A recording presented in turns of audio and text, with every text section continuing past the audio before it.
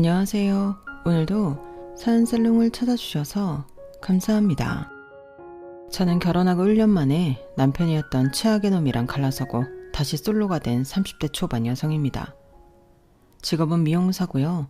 어린 나이부터 미용 일을 해서 나이는 어려도 경력은 어리지 않았는데 나이 때문인지 직업에 대한 편견 때문인지 간혹 무시당하는 일도 종종 있어요. 하지만 저는 제 일을 정말 사랑하고 편견을 넘어 저는 모든 직업은 다 존중받아야 한다고 생각하는 사람인데요. 사람마다 적성이라는 게 있잖아요.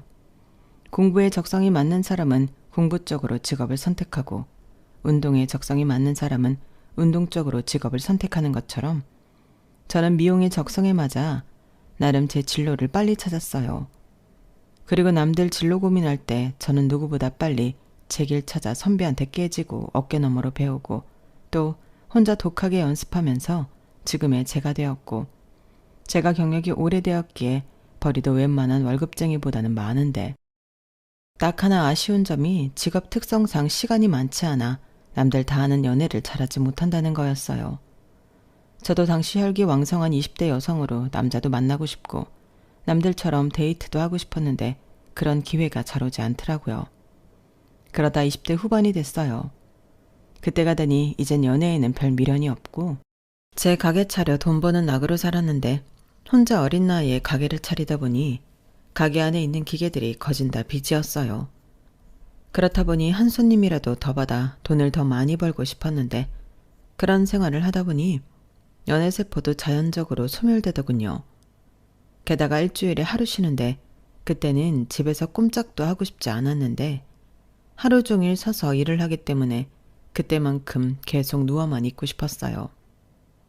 그러니 어지간해서는 약속도 잘 잡지 않고 쉬는 날은 늘 혼자 휴식과 재충전을 하던 저였는데 그러던 어느 날 생각지도 않은 소개팅 제안이 들어왔어요. 소개팅을 주선하는 사람은 저희 가게 초창기 때부터 와주신 단골 손님이셨는데 자기 친구 아들이 너무 괜찮다며 자꾸만 저에게 만나보라고 했어요. 아우 정아씨 그냥 소개팅이라고 생각하지 말고 나가서 밥만 먹고 온다고 생각해. 그럼 부담이 좀 덜하지 않어? 아니 그래도요. 상대방도 있는데 제가 밥만 먹을 순 없잖아요. 그건 그런가?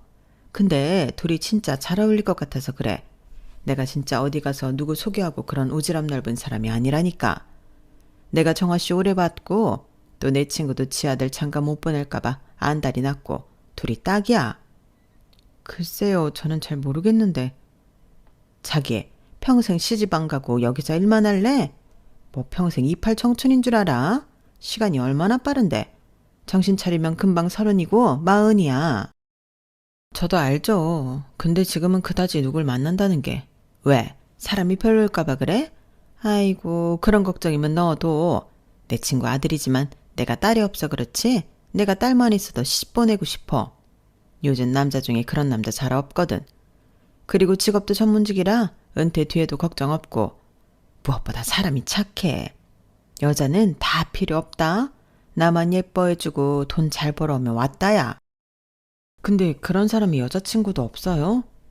여사님 말씀이면 다른 여자들이 엄청 좋아할 것 같은데. 아, 그게 여자들은 좋아하지. 근데 남자가 시큰둥해.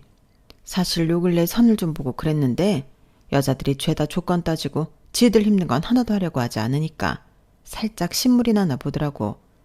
그리고 다른 건 빠지는 게 없는데 나이가 살짝 많아. 나이요? 얼마나요? 혹시 40대예요? 아우 아니야. 내가 설마 아직 20대인 정아씨한테 40대를 소개하나. 30대 중후반인데 한창 나이일 때는 자기처럼 일이 좋다고 여자를 안 만나서 나이가 그렇게 됐어. 절대 무슨 하자가 있어서 장가를 못 간 게 아니야. 지금도 그 엄마가 더 나이 먹으면 여자 구경도 못한다고 하도 안달이 났는데 내가 볼 땐 정아씨가 딱 인연이거든. 아 그래요? 그렇다니까. 내가 원래 사람 보는 눈이 있어. 그러니까 부담 갖지 말고 한번 만나봐. 또 모르잖아? 지금은 이렇게 시큰둥해도 나중에 정아씨가 나한테 고맙다고 할 수 있다. 손님은 그렇게 머리를 하러 온 건지 저를 소개팅에 내보내려고 하는 건지 계속 그 입을 쉬지 않았어요. 그리고 자기가 여기 단골인데 이상한 사람을 소개하겠냐며 자기를 믿고 나가보라고 끝까지 성화를 부렸고, 저는 내키지 않았지만 단골 손님의 부탁이라 마지못해 소개팅 자리에 나가기로 했어요. 솔직히 말이 소개팅이지 거의 맞선 자리 같은 기분이었는데, 당시 제가 30을 코앞에 두곤 있었지만 20대라 그런가 자리가 더 내키지 않았죠. 그래서 정말로 그냥 단골 손님 부탁 들어준다는 생각으로 휴일도 반납하고 소개팅에 나갔는데요. 처음엔 그냥 그렇게 별로 궁금하지 않은 이야기를 주고받으며 점심만 먹고 헤어졌어요. 솔직히 그때는 별 감흥이 없어서 기억에 남는 건 이름 3글자밖에는 없었거든요. 하지만 그 남자는 제 어디가 그렇게 마음에 들었던 건지 제가 좋다며 계속 애프터 신청을 했고, 저는 가게 일이 바빠서 어렵다며 일부러 바쁜 척 엄청 하며 눈치를 줬는데, 제가 하도 튕겨서 그런지 이 남자가 저한테 목을 매더군요. 남아 꼴의 남자라고 쓸데없는 승부욕 같은 게 발동이 됐던 것 같아요. 그리고 정말이지 그때는 그 남자의 모든 행동이 부담스러웠는데, 사람 인연이라는 게 정말 아무도 모르는 건지 그렇게 부담스럽게만 느껴지던 그 남자한테 호감이 생기는 일이 벌어졌어요. 그 남자는 제가 애프터를 받아주지 않아도 손님은 될 수 있는 거 아니냐며 제 가게에 자주 왔고, 커트며 펌이며 염색이며 제가 볼 땐 안 해도 될 시술까지 하면서 저의 환심을 사려고 했는데, 한 번은 제가 지독한 감기 몸살에 걸려 고생을 하니 죽이며 약이며 저를 엄청 걱정해 주더라고요. 정아씨, 잠깐만 나 좀 봐요. 얼굴이 말이 아니네. 그러지 말고 오늘은 그냥 가게 접고 쉬면 안 돼요. 이러다 나는 정아씨 쓰러질까봐 무섭네. 뭘 이까짓 걸로 쓰러져요. 저는 괜찮아요. 뭐하러 여기까지 오셨어요? 뭐하러 왔긴요. 정아씨 챙기러 왔죠. 여기 죽이랑 약이랑 사왔는데 입맛 없어도 약 먹어야 하니까 따뜻할 때 먹어요. 아니 괜찮은데 뭘 이런 걸 다 사오셨어요. 부담스럽게. 저는 정아씨가 부담스럽든지 말든지 상관없고요. 정아씨 안 아픈 게 중요한 사람이에요. 그리고 저 오늘 여기서 알바할 거니까 정아씨는 손님 머리하는 것 외에는 아무것도 하지 말아요. 네? 그래도 어떻게 그래요. 저는 괜찮아요. 무슨 여기서 알바를 해요. 누가 알바비 달라고 할까봐 그래요. 내가 좋아서 하는 거예요. 내가 좋아하는 사람 챙기려고 하는 거니까 정아씨는 신경 쓰지 마요. 그러게 누가 아프래요? 그때는 제가 심신이 미약해진 탓인지 저 남자의 저런 농담 같은 이야기가 싫지 않았어요. 그리고 조금씩 제 마음도 움직이기 시작했는데 그뿐만이 아니었죠. 그날 이후 몇 번 밖에서 만났는데 밖에 사람들한테 엄청 젠틀하고 친절한 모습이 그제야 눈에 들어오더라고요. 앞서 말했지만 직업의 편견 때문에 이유도 없이 무시당하는 일을 몇 번 겪어봤던 저는 그런 모습이 꽤나 인상적이었는데, 그 남자는 만나면 만날수록 선한 사람이 맞았어요. 지나가다 어려운 사람을 보면 못 지나쳤고, 조금이라도 도움의 손길을 주려고 하는 모습이 조금씩 저에게 호감으로 다가왔어요. 이왕이면 친절하고 착한 남자가 좋았으니까요. 그래서 그 남자의 적극적인 구애로 저는 소개팅 이후 반년 만에 정식으로 만나는 사이가 되었고, 연애 3년을 하면서도 저를 실망시킨 적이 없었는데, 그러는 사이 저는 30이 되었고 그 남자는 40을 코앞에 둔 38이 되었어요.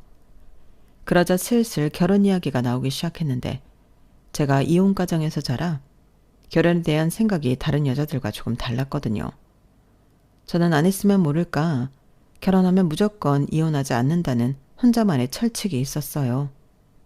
그래서 이 남자한테 프로포즈를 받고 생각이 많아졌는데, 역시나 그때도 착한 그 성품이 저한테 믿음을 주더군요. 게다가 직업도 컴퓨터 프로그래머라 전문직이라 다른 또래 남자들보다 연봉도 높은 편이었고, 결혼은 현실이다 보니 이것저것 따졌을 때 제가 마다할 이유는 없었어요.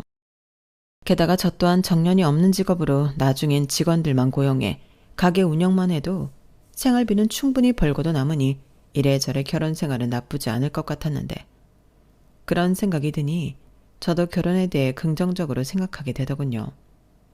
처음엔 예비 시어머니가 아무래도 며느리 직업이 미용사라는 게 좀 내켜하지 않으셨는데, 몰랐던 것도 아니고 무엇보다 당신 아들이 40을 넘기기 전에 장가를 보내야겠다는 생각이 커서 결혼을 허락하셨고, 저희 엄마는 혹여 제가 시댁 구박이라도 당할까 당신이 매매해 놓은 당시 3억 후반대 아파트를 저희 부부에게 신혼집으로 주셨어요.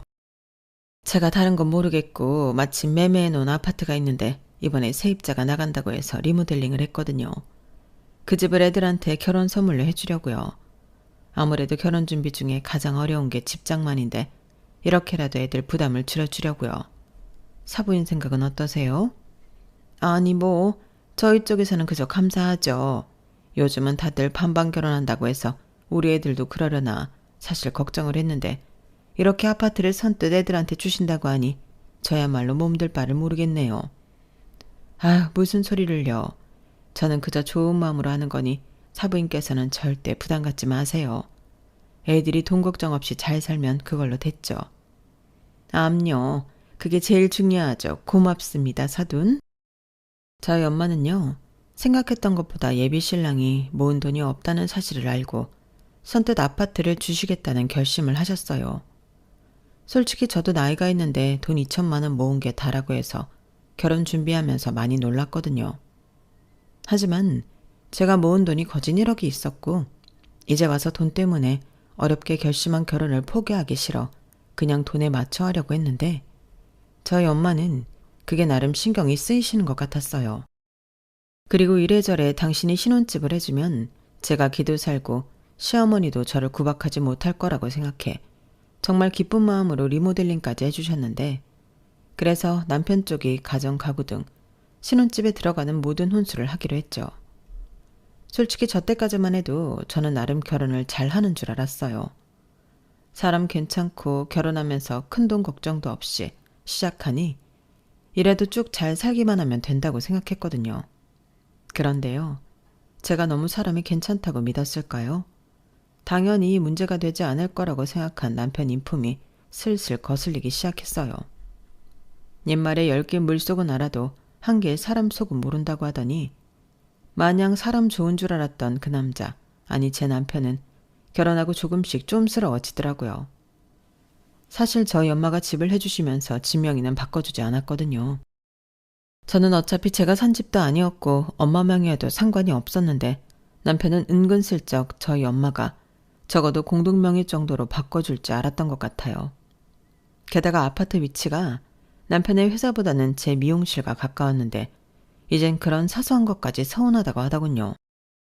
아니, 나는 결혼하기 전에는 그래도 1시간이면 회사에 갔는데 이젠 30분은 더 걸려. 아니지. 비라도 오고 차라도 막히면 2시간도 걸린다니까.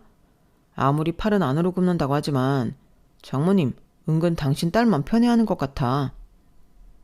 아니, 새삼스럽게 왜 그래. 그런 게 불만이었으면 애당초 우리 엄마가 여기 살라고 했을 때 싫다고 했어야지. 나는 이렇게 실질적으로 거리가 멀어졌는지 몰랐지. 그리고 그때는 결혼한다고 좀 바빴어? 그럼 이제 와서 어쩌라고.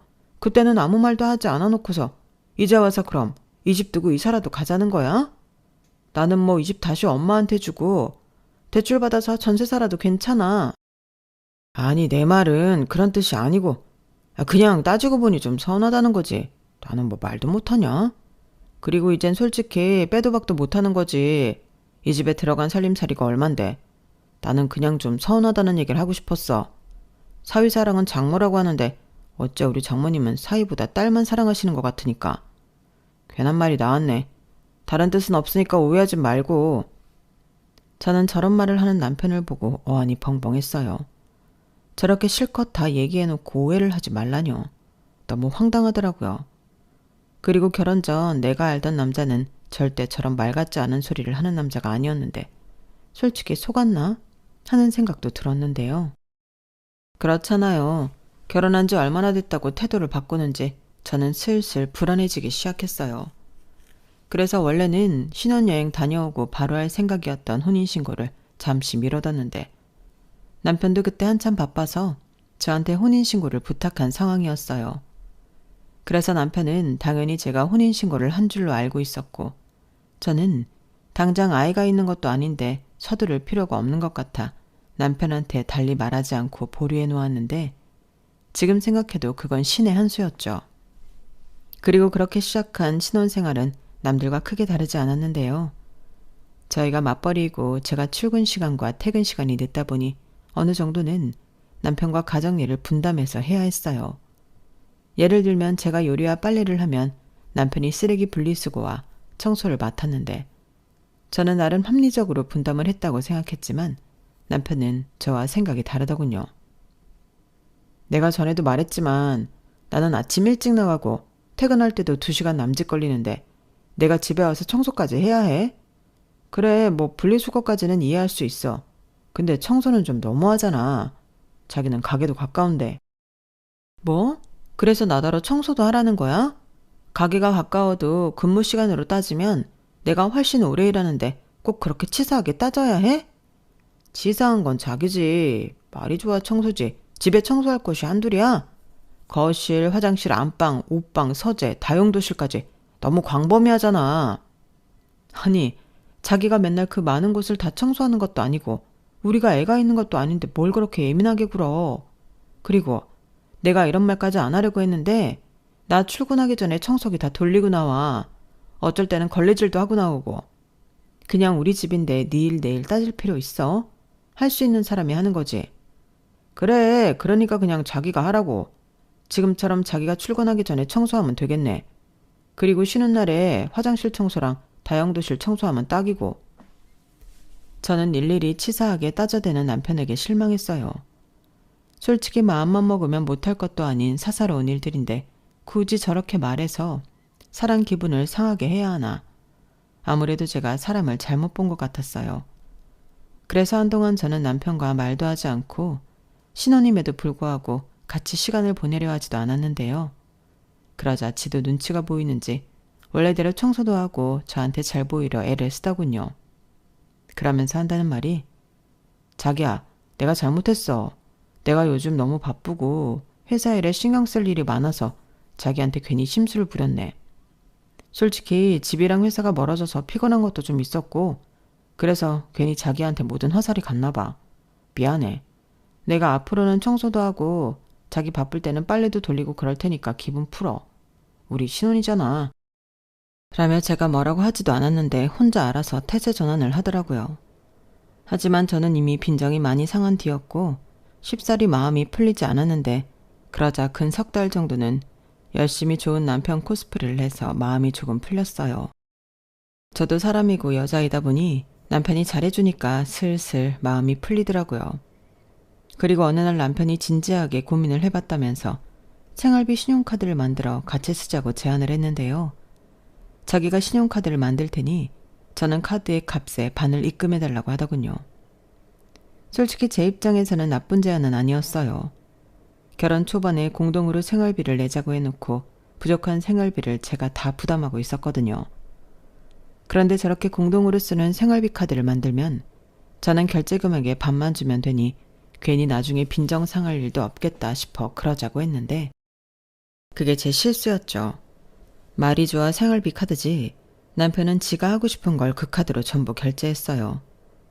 그래놓고는 뻔뻔하게 저에게 절반씩 꼬박꼬박 부담을 하게 했는데 제가 완전 손해보는 장사를 했더라고요. 물론 남편놈이 그런 꼼수를 부릴 거라고는 생각도 못했는데 어쩐지 생활비 카드를 만들고 나서부터는 외식을 해도 비싸고 좋은 곳만 가려고 하고 집에 이것저것 쓸데없이 군것질거리도 많이 사다 놓았는데 먹는 걸로는 쪼잔하게 구는 게 좀 유치한 것 같아서 뭐라고 하지 않았어요. 솔직히 저는 돈은 벌면 된다는 주의라 돈 쓰는 거엔 제가 좀 후한 편이거든요.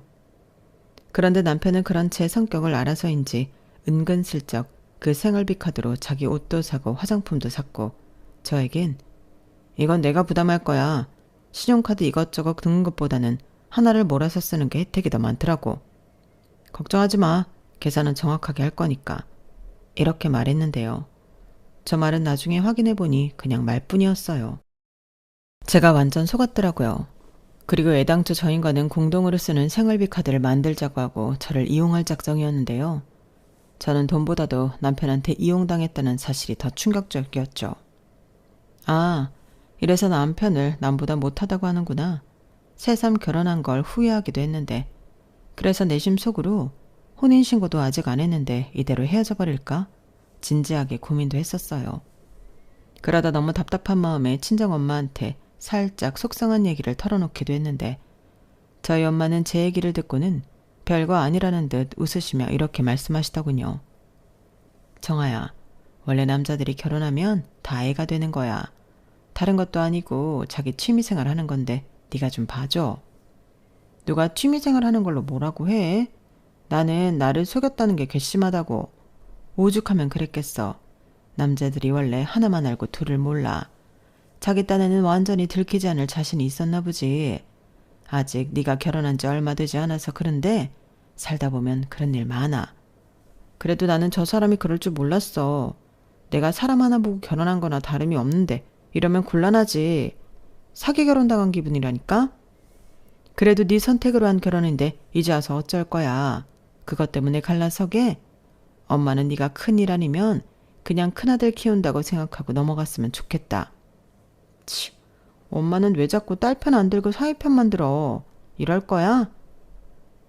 그럼 엄마까지 그래? 네 남편 나쁘니까 이혼해라 그랬으면 좋겠니?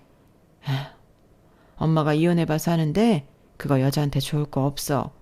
이왕 결혼한 거 봐줄 수 있는 거는 봐주고 살아. 네가 아직 혼인신고를 안 해서 그런 생각이 드는 거다. 얼른 혼인신고도 하고. 애도 갖고 그래. 그럼 또 김서방이 책임감이 생기지.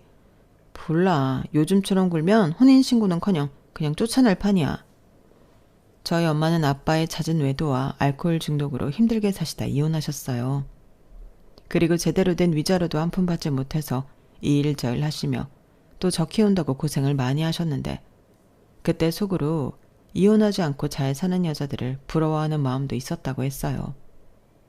저 여자들은 무슨 복이 있어서 나랑 다르게 남편이랑 새끼랑 저렇게 잘 살까 하며 남편 있는 여자를 그렇게 시샘하곤 했다는데 그래서인지 당신 딸인 저는 정말 어지간해서는 이혼하지 않길 바라시는 눈치셨죠. 괜히 자기 팔자를 대물림해주는 것 같다고나 할까요? 그래서 저희 엄마는 사위가 죽을 죄를 지은 게 아니라면 웬만해선 사위 편을 들어주려고 했는데 그런 엄마를 보면 어쩐지 제 마음도 약해졌어요. 저도 어릴 적에 이혼 가정에서 자라면서 알게 모르게 상처를 많이 받고 살았는데 엄마의 저런 모습을 보면 그때의 기억이 떠올랐거든요. 그래서 이번만 또 한 번만 하며 참곤 했는데 남편의 쫌스러움은 나아지지 않았어요. 회사 동료랑 한잔 했는데 카드를 착각해서 생활비 카드로 긁었다고 하거나 저한테 말도 하지 않고 취미생활을 한답시고 그 카드로 비싼 게임기를 사기도 했는데 저도 억울하면 그 카드로 취미생활 할 걸 결제하라고 하더군요. 내가 취미생활이 어딨어. 취미생활 할 시간도 없다. 근데 자기는 어쩜 게임기 사면서 나한테 한마디 상의도 안 해? 아니 이건 내가 집에서 하는 거잖아. 그럼 우리 생활에 필요한 돈이니까 괜찮은 거지. 그래, 내가 이거 산 걸로 뭐라고 하는 게 아니야. 왜 나랑 상의를 하지 않냐고. 내가 이런 작은 일도 자기 허락을 받아야 해? 말이 상이지. 지금 나더러 자기 허락받고 사라는 거잖아. 도대체 말이 안 통한다. 아니 나더러 절반씩 카드값 내라면서 돈 낼 사람한테도 말도 안 한다고? 나는 뭐 닥치고 돈만 내라는 거야? 왜 말을 그렇게 해? 내가 지금 말했잖아. 자기도 취미생활 할 거 찾아서 이 카드로 결제하라고. 그럼 공평하잖아. 그래? 공평? 좋아. 그럼 나도 이참에 골프나 배워야겠다. 우리 손님 중에 보니까 골프 진짜 많이 하던데. 나도 은근 하고 싶었거든. 그 카드 좀 줘봐. 골프채랑 옷이랑 레슨비 결제하고 줄게. 뭐라고? 아니 골프가 얼마나 돈이 많이 들어가는 취미인데 지금 그걸 나더러 부담하라는 거야? 왜? 그건 또 아깝냐? 아까는 공평한 거라며. 상식적으로 생각해봐. 게임기는 한 번 사면 돈 들어갈 일이 없지. 근데 골프는 아니잖아. 그게 어떻게 공평해. 그리고 내가 정말 이런 말까지는 안 하려고 그랬는데 내가 외로워서 그래. 자기 늦게 오지. 나는 퇴근하고 항상 외롭고 심심하다고. 그래서 게임 좀 해보겠다고 하는 건데 자기는 어떻게 내 생각은 1도 안 해줘? 저는 남편한테 저 소리를 듣는데 기가 막혔어요. 저 인간 원래부터 게임 좋아했거든요. 괜히 제가 늦게 퇴근한다는 건 핑계고 제가 퇴근하고 들어와도 핸드폰 게임하거나 컴퓨터 게임한다고 저는 쳐다도 보지 않았는데 저딴 말을 들으니 정말이지 어이가 없었어요. 그래서 저도 홧김에 비슷한 금액대로 그 카드 가져가서 뭐든 사고 싶다는 생각을 했는데 곰곰이 생각하니 그것도 참 유치하다는 생각이 들더군요. 어차피 같이 쓰는 카드고 돈인데 내가 그랬으니 나도 그런다는 발상이 어른스럽지 못하다는 생각이 들었어요. 마치 같이 쓰고 같이 죽자는 것처럼 느껴져서 이건 아니다 싶었는데 그 뒤로는 재발 방지를 위해 30만 원이 넘어가는 건 저한테 꼭 상의하는 걸로 남편과 합의를 봤죠. 처음엔 허락을 받으라는 거냐고 방방 뛰더니 제가 게임기 산 거 넘어가지고 저는 취미고 뭐고 그 카드 안 쓴다고 하자 그러겠다고 태도를 바꿨어요. 그때는 솔직히 너무 속 보이는 것 같아서 얄밉기도 했는데 저희 엄마 말처럼 그냥 돈 버는 큰아들이라고 생각하니 넘어가지더라고요. 그리고 참 신기한 게 제가 어느 정도 마음을 많이 내려놓자 남편하고도 그럭저럭 살만했는데요. 그래도 쉬는 날이면 저녁에 데이트도 하고 기념일에는 선물도 받고 꽃도 받고 그러니 이왕 한 결혼 잘 유지하고 싶다는 생각을 많이 했어요. 그래서 아이 계획도 있고 해서 혼인신고를 하려고 했는데 그때 마침 시어머님이 교통사고가 났다고 연락이 왔어요. 다행히 아주 큰 사고는 아니었지만 연세도 있으시고 원래부터 허리 디스크와 무릎이 좋지 않아 고생을 많이 하셨는데 사고가 나서 그게 더 심각해지셨죠. 허리 디스크는 결국 수술을 받으셔야 했는데 그때 남편이 많이 힘들어했어요. 저희 시어머니도 남편과 사별하고 혼자 사시는 분인데 자기 엄마 혼자 계셔서 더 당신 몸을 못 챙긴 것 같다며 남편이 눈물바람 하더라고요. 게다가 수술을 해도 예전보다 거동이 더 힘들 수도 있다고 병원에서 그러는데 저도 많이 걱정이 되었어요. 어머님이 아프신 것도 걱정이지만 저러다 누군가 돌봐드려야 한다면 며느리인 제가 해야 할 텐데 그게 솔직히 엄두가 나지 않았거든요. 그래서 수술 후 회복하시면 잘한다는 재활 전문 병원도 알아보고 이왕이면 전문가한테 전문적인 치료를 받는 것이 향후 시어머니한테도 좋을 것 같다는 생각을 했는데요. 그래서 고민 끝에 병원비도 제 돈으로 결제했죠. 미리부터 예약을 해야 한다고 해서 제가 3달치 한꺼번에 결제했는데 그러자 남편이 엄청 좋아하며 저한테 고맙다고 하더군요. 그리고 자기 마음을 표현하고 싶었는지 그때부터 남편이 저한테 엄청 잘했는데요. 퇴근하고 바로 집으로 가는 게 아니라 가게에 와서 가게 정리하는 것도 도와주고 집안일도 전보다 더 열심히 했는데 돈이 좋긴 좋은 건지 아니면 이제야 제 마음을 알아주는 건지 저도 기분이 좋았어요. 원래 제가 알던 남편의 모습이기도 했고 그렇게만 저한테 해준다면 결혼 생활에 더는 바랄 것이 없었는데 그땐 시어머님도 저한테 많이 고마워하시더군요. 사실 교통사고 난 후라 수술비며 기타 입원 치료비는 보험사와 합의할 수 있었는데 그 뒤 재활치료는 시어머니가 원래부터 갖고 있던 병원 기록 때문에 골치가 아픈 참이었거든요.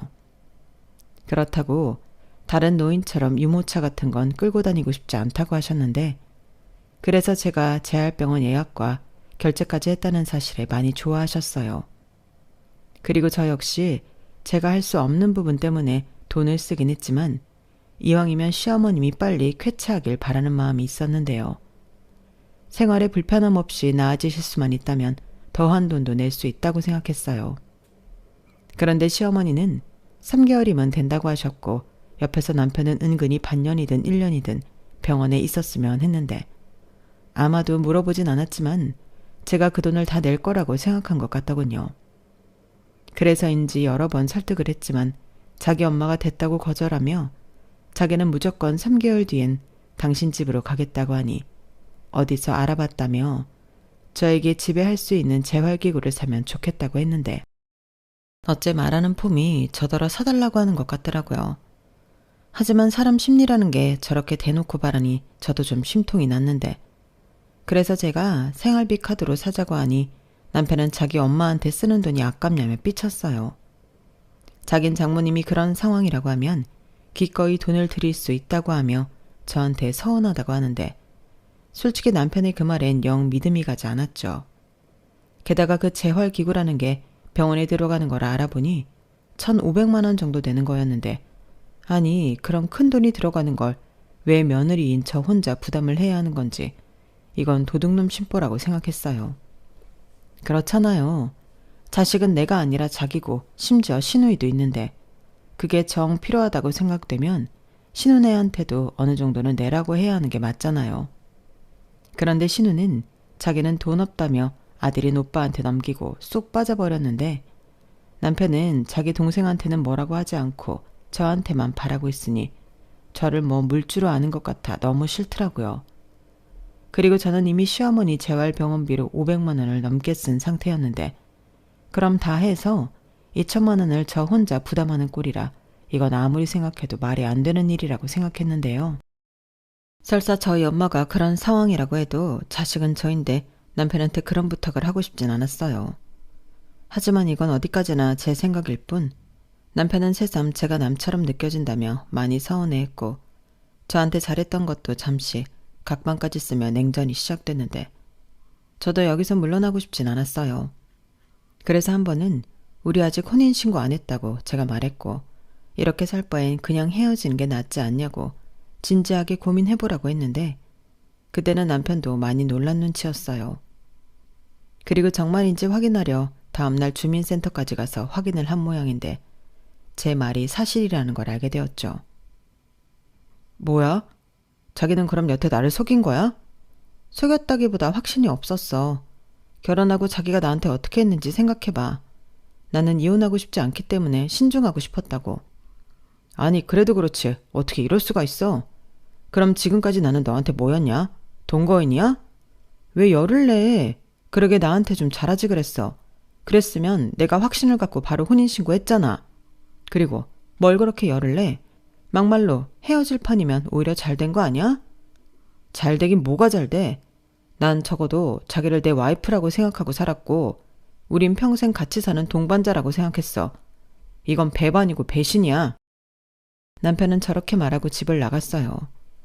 솔직히 너무 스트레스 받아서 저렇게 나가고 안 들어오면 그냥 헤어졌다고 생각하면 되나 싶었는데 다음날 아무렇지 않게 집에 들어왔어요.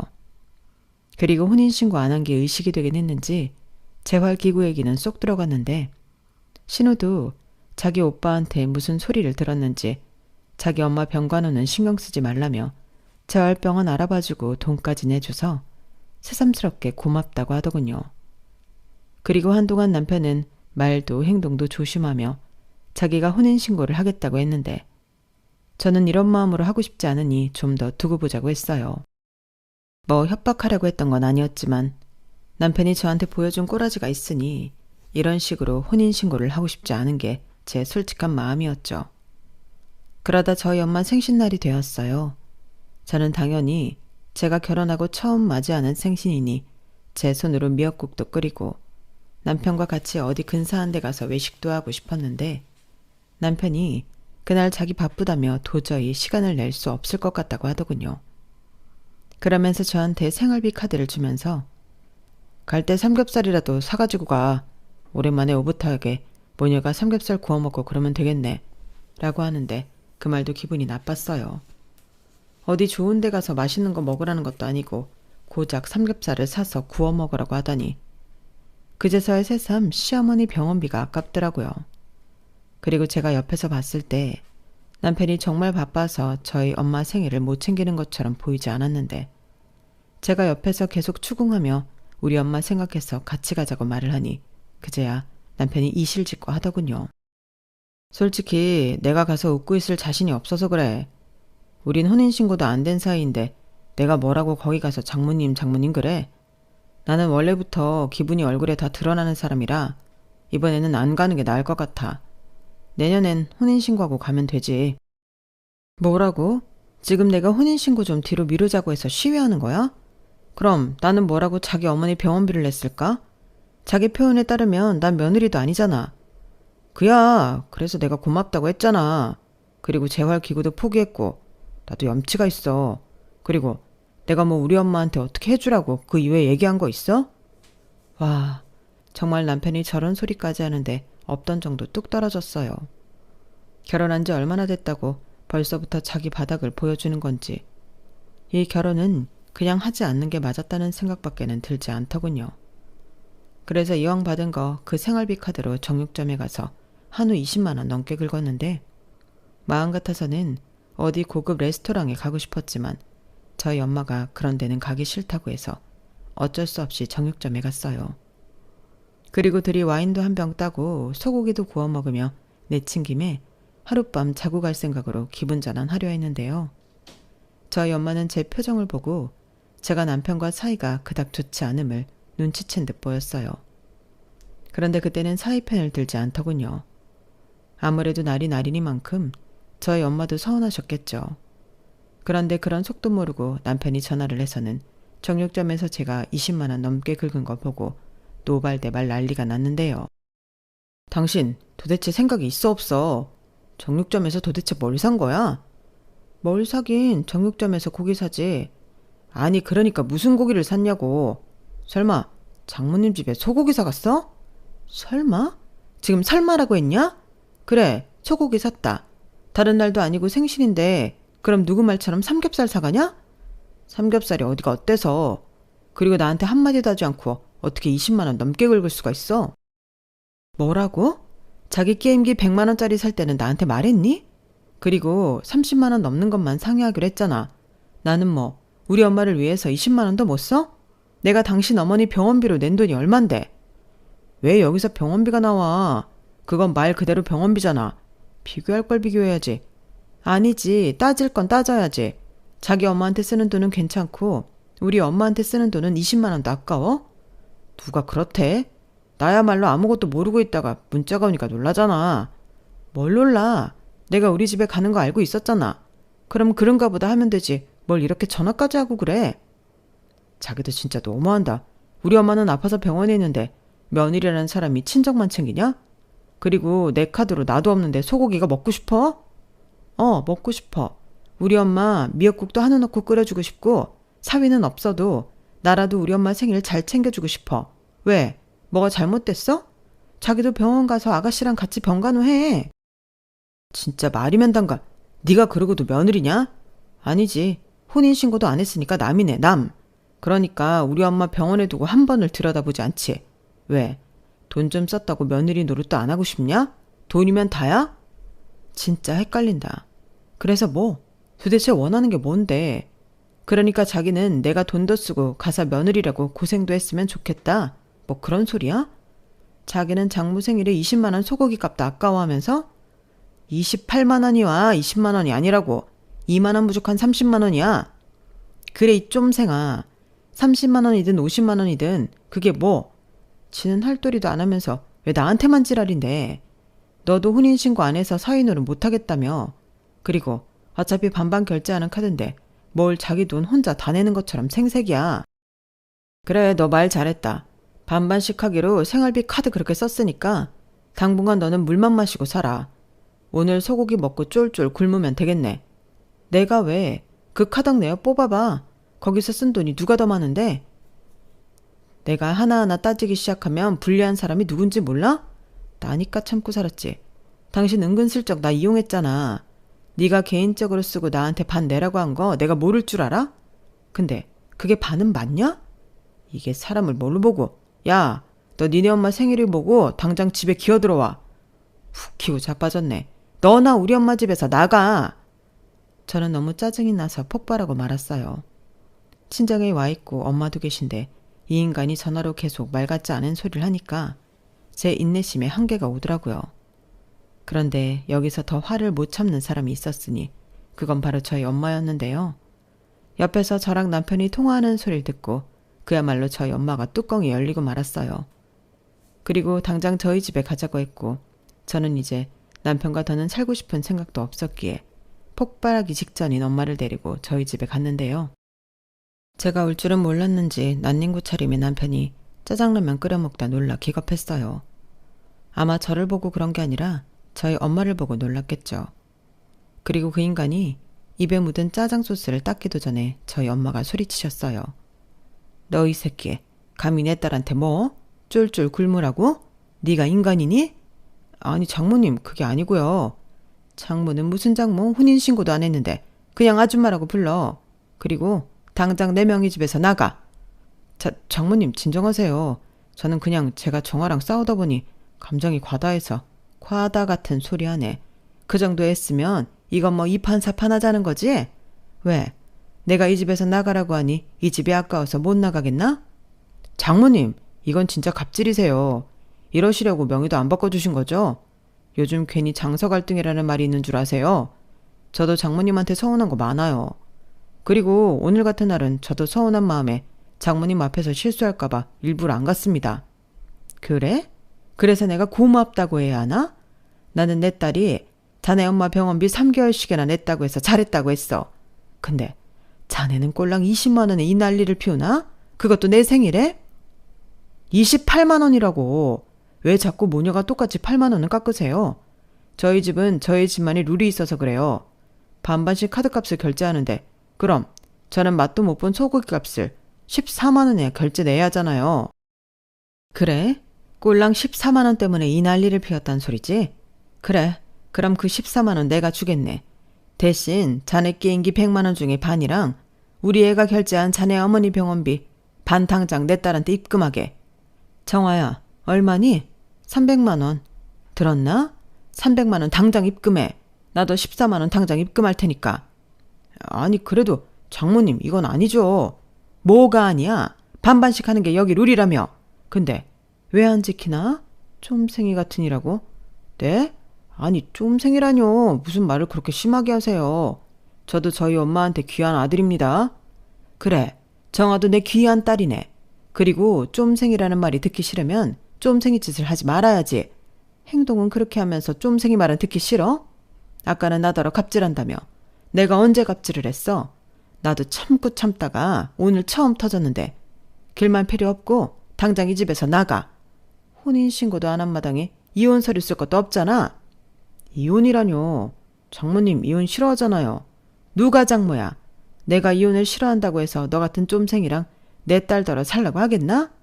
긴 말하기 싫다는데 왜 자꾸 말을 하게 하나? 나가라고. 저희 엄마는 막무가내로 난닝구 차림의 남편을 아무런 자비 없이 쫓아냈어요. 그리고 저희 엄마는 저런 쓰레기 같은 인간하고는 상종도 하지 말라며 헤어지라고 했는데 그땐 정말 엄마한테도 너무 죄송했죠. 다른 날도 아니고 엄마 생일에 이 난리가 났으니 미안한 마음에 눈물이 터졌어요. 그러자 엄마는 울 것 없다며 이런 줄도 모르고 참고 살라고 했다며 오히려 자기가 미안하다고 했는데 문제는 저 화상이 저희 엄마가 친정으로 돌아간 걸 알고 귀신같이 집으로 돌아왔어요. 그리고는 왜 부부싸움에 장모님을 개입시키냐며 미친놈처럼 발광하기 시작했는데 저도 똑같이 눈에 쌍심지를 켜고 맞붙었죠. 나는 나이 많고 쫌생이 같은 너랑 더는 안 살고 싶으니까 당장 나가라고. 닥치는 대로 물건을 집어 던졌는데 이번에도 그 인간의 쫌스러움은 저를 기가 막히게 했어요. 그거 우리 집에서 해준 거다. 던질 거면 네 물건 던져. 그리고 미용사 주제 어디 가서 나 같은 전문직 남자를 만나니? 머리 좀 써. 아, 설마 그거 믿고 여태 까불었니? 네가 전문직이면 뭐해. 내가 돈은 훨씬 많이 버는데. 그리고 착한 것 같아서 알려주는데 나는 그나마 사람이 착하고 바르다고 생각해서 결혼한 거야. 이렇게 쫌생이 개차반인 줄 알았으면 결혼 안 했어. 그럼 뭐 정말로 나랑 헤어지겠다는 거야? 고작 이런 일로? 고작? 고작이 이거면 나는 너랑 더 살기 싫지. 장모 생일에 소고기 좀 샀다고 굶으라는 남자랑 어떤 여자가 살고 싶어? 그럼 게임기에 어머니 병원비에 너는 며칠 굶을래? 한 달? 두 달? 그 재활기구 샀으면 넌 대체 며칠 굶어야 하는 거니? 한 1년은 굶어야 하나? 정말 생각할수록 기가 막힌다. 난 적어도 니네 엄마 병원비 내주면서 그 돈 아깝다고 생각한 적도 없어. 그러니까 당장 나가. 5만 정 떨어져서 한시도 네 얼굴 보기 싫으니까 꺼지라고. 저는 거의 사자우를 외치면서 남편을 밀어냈어요. 그러다 이젠 정말 아니다 싶었는지 갑자기 미안하다며 싹싹 빌기 시작했는데 버스는 이미 떠난 후였죠. 저는 정말이지 저런 놈 면상조차 보기 싫어졌거든요.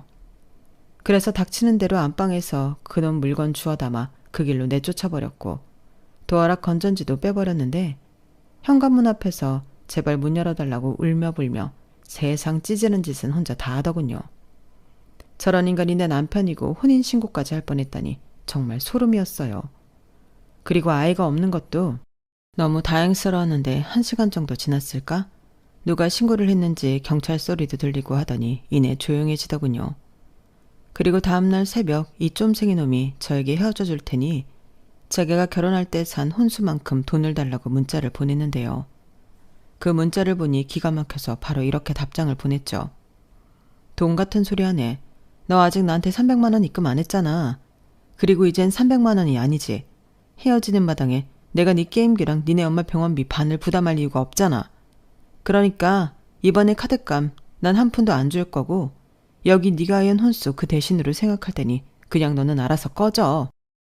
그래도 제대로 계산하면 결혼식 준비부터 해서 내가 돈은 더 많이 썼을걸? 제대로 계산해서 법으로 걸기 전에 나 건드리지 말고 조용히 살아라. 혼인신고도 안 한 마당이라 네가 여기 공짜로 살았던 월세까지 계산하면 오히려 네가 불리해. 이렇게 장문의 문자를 여러 번 나눠보내니 그 인간은 잠잠해졌어요. 제가 정말로 그 돈을 청구할까봐 겁을 먹은 거겠죠. 그리고 그런 아들이자 오빠 대신 시어머니와 신우가 전화를 하거나 찾아오면서 저한테 대신 용서를 빌었는데요. 저는 싫다고 했어요. 저런 인간이랑 더 같이 산다고 생각하면 그게 더 최악이었으니까요. 그리고 결혼 전과 후가 이렇게 다른 사람이라면 또 어떻게 변할지 알 수 없으니 그것도 너무 무섭다고 제가 거의 울먹이면서 말했는데요. 그러자 아무도 저한테 더는 말하지 못했어요. 그리고 그렇게 제 짧았던 최악의 결혼은 끝이 났죠. 혼인신고를 안 한 신의 한 수 덕에 이혼 서류 쓰고 법원 가는 일도 없어 그 인간 얼굴 볼 일도 없었는데 제일 좋았던 건 그거였어요. 왜 이혼하려면 보기 싫어도 한 번은 봐야 하잖아요. 그런데 저는 그런 것도 없으니 그게 제일 좋더라고요. 물론 제 가게로 그 인간이 몇 번이고 찾아와 빌고 또 빌었지만 저는 상종하지 않았어요. 올 때마다 가차없이 영업방해로 경찰에 신고했고 한 5번인가 경찰에 신고하니 오지 않더라고요. 그리고 저는 가게를 정리했는데요. 또 언제 그 인간이 올까 조마조마하는 게 싫어서 가게를 정리하기로 했어요. 그리고 살던 집도 나와 다시 친정으로 갔는데요. 엄마는 좀 쉬라며 저한테 시간을 가지라고 했죠. 그리고 신혼집으로 살던 집도 재수없다며 팔아버렸는데요. 그 사이 값이 조금 올라서 5억에 집을 파셨다고 하더라고요. 그리고 그 돈을 제 통장에 넣어주면서 이 돈으로 국을 끓여 먹든 다시 가게를 차리든 너 하고 싶은 대로 해. 어차피 너 주려고 샀던 아파트였어. 라고 하는데 그때 엄마 품에 안겨서 얼마나 울었는지 몰라요. 잘 사는 모습 꼭 보여주고 싶었는데 너무 죄송했죠. 하지만 엄마는 그런 놈이랑은 최대한 빨리 헤어지는 게 네 인생에 좋아. 그리고 그런 경험이 있으니 우리 딸은 분명 더 잘 살 거야. 원래 똥쳐가면 벤츠가 오게 되어 있어. 라며 아주 밝게 웃으며 말했는데 저는 바보처럼 더 크게 울어버렸어요. 벤츠 따위 바라지도 않으니 그 인간이 망해버렸으면 좋겠다고 생각했죠. 그런데 그런 제 작은 바람이 통했을까요? 결국 그 인간은 그 망할 카드 때문에 대출까지 받았고 또 술에 여자에 방탕하게 살다가 무슨 꽃뱀한테 물려서 사기를 된통 당한 것 같은데 1억 가까이 사채 빚까지 생겼다고 하더군요. 이 얘긴 저에게 저 인간을 억지로 소개했던 그 손님이 알려주신 이야기였어요. 저는 지금 다른 동네에 샵을 오픈해서 운영하고 있는데 제가 자기 머리를 제일 잘한다며 여전히 제 단골 고객이시거든요.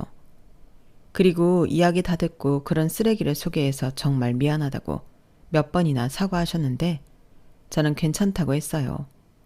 어차피 끝난 일이고 저는 이혼해서 더 잘 살고 있으니 그걸로 됐다고 했죠. 그런데 그것도 그거지만 그 인간이 지 인생 말아먹은 사실을 알게 되어 저는 정말 그걸로 됐다고 생각했어요. 그리고 그 인간이 나중에 알았을 때 배 아프도록 제대로 성공해야겠다고 마음을 먹게 되었는데요. 다행히 지금 오픈한 샵도 너무 잘 되고 있고 살짝 충동적이긴 했지만 대출을 좀 껴서 엄마가 준 돈으로 꼬마 빌딩도 하나 사서 건물주가 될 예정인데 건물 매매라는 게 단순히 돈만 낸다고 되는 게 아니더라고요. 서류 작업할 것도 많고 임대사업 신청도 해야 하는데 그래도 요즘은 누구 덕에 매일 웃으며 살고 있습니다. 그러게 지가 어디 가서 저 같은 여자와 저희 엄마 같은 장모를 만나나요? 그 인간이 평생 놓친 행운을 기억하며 후회하고 살았으면 좋겠네요. 제 사연은 여기까지예요. 비록 한번 결혼 실패했다는 오점은 남았지만 그 오점이 생각했던 것처럼 싫지는 않아 다행이라고 생각합니다. 물론 이혼이라는 건 안 할 수 있으면 좋겠지만 이 사람이랑은 아니라고 생각되었을 때는 누구보다 빠른 선택이 필요하다고 생각합니다. 어쨌든 다 행복하자고 하는 거잖아요. 결혼이든 이혼이든. 그리고 저는 결혼 전으로 돌아가 다시 열심히 살고 또 제 일을 하며 행복하게 살고 있으니 그걸로 되었다고 생각합니다. 아니, 더 잘 살 거예요. 제가 앞으로 더 행복하게 살 수 있도록 응원의 댓글 부탁드립니다. 그럼 지금까지 제 사연 끝까지 들어주셔서 대단히 감사드리고요. 여러분들의 내일은 봄 햇살처럼 따뜻하고 다정했으면 좋겠습니다. 안녕히 계세요. 여러분, 사연 댓글에 응원과 현명한 조언 부탁드려요. 좋아요와 구독은 저에게 큰 힘이 됩니다. 오늘도 좋은 일 가득하세요.